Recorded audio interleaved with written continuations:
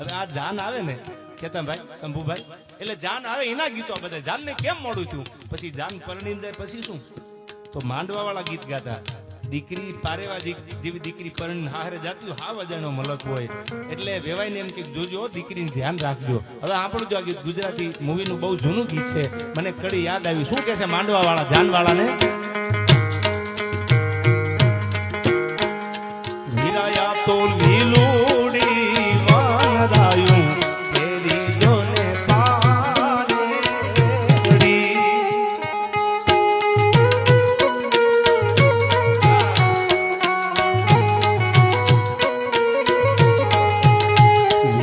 Yeah.